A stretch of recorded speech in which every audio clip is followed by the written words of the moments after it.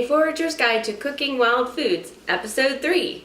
Today we have quite a lot of recipes, and I also have at least 2 to do with heart health, mostly because I am a little behind with the bloggers, and they were doing a lot of heart-centric posts for February, since it's really like the month of the heart in many ways. So the first one that I have is by nittygrittylife.com, and it's a tea. It's called Lovely Linden Under Pressure Tea, and it's a tea that heavily features linden blossoms.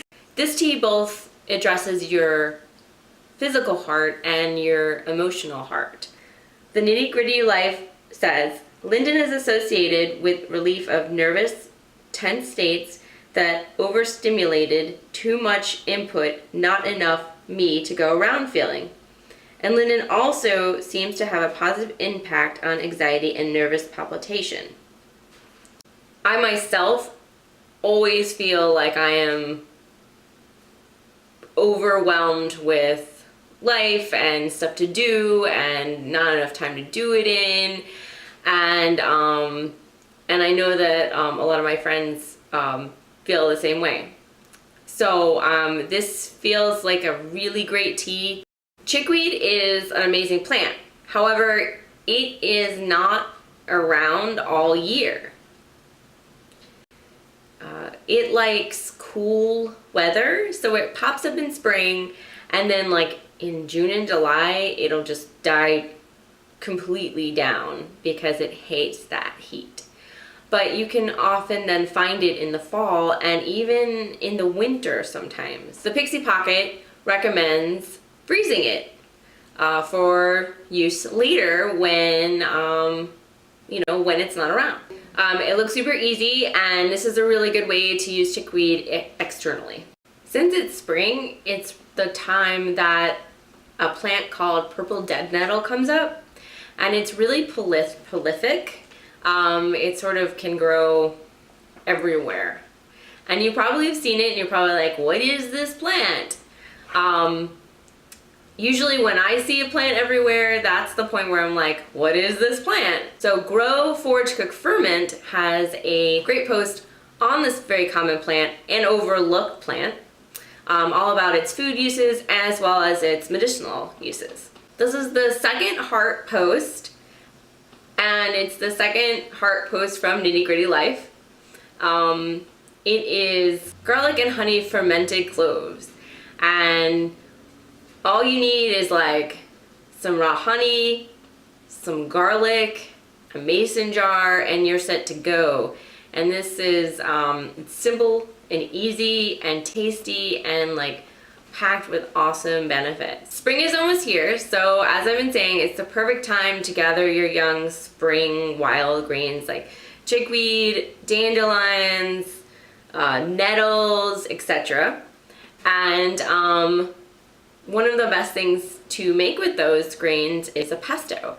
And the Pixie Pocket has a really cool recipe for wild greens pesto. Got something a little different. I have 3 videos, and I like to incorporate and keep incorporating videos into this and have like a variety of just really good information. The first video is by Susan Weed, and if you know anything about herbs and an herbal person and have been, you know who Susan Weed is, and she is pretty awesome. And she has a video on how to make elderberry tincture. And elderberry is really good for supporting the immune system. I'll put a link to all the videos in the description. And the next video is the life cycle of a shiitake mushroom, and it's by the Forest Farming channel. And yeah, I don't know anything about how to grow mushrooms, how to farm mushrooms or anything, and it's not a very long video, but it is really good at explaining, how, if you want to start sort of farming mushrooms, what the process is, and a little bit about shiitake.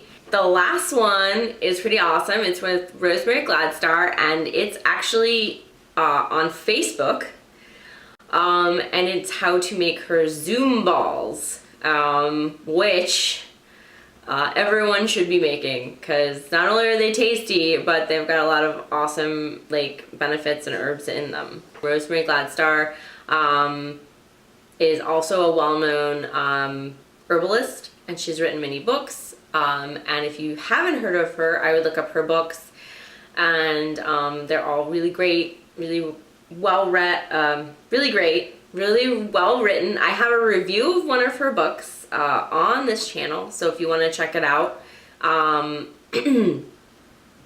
link, maybe I'll put a link in the video here above my head, I don't know, on the side somewhere, you know, for that review. So this is just something cool.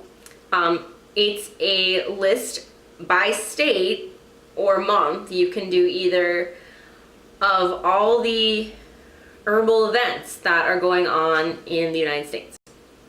It's by this website, Herb Rally, and I'm going to put a link in the description, of course. And you can go and you can search your state and you can see, oh, the Organic Grower School is coming up in Asheville, North Carolina. So it's a really great resource for just knowing what is around. If you want to go to a conference, if you want to go to a festival or fair, if you want to go learn some stuff. The last recipe is by growforagecookferment.com, and it's all about cattails. And I lived on the coast for about 3 years, and that's when I first noticed cattails. And I knew that you could do stuff with them, but you know, I didn't know what you could do. So now I know, and it's a lot. So thanks for joining me. Bye.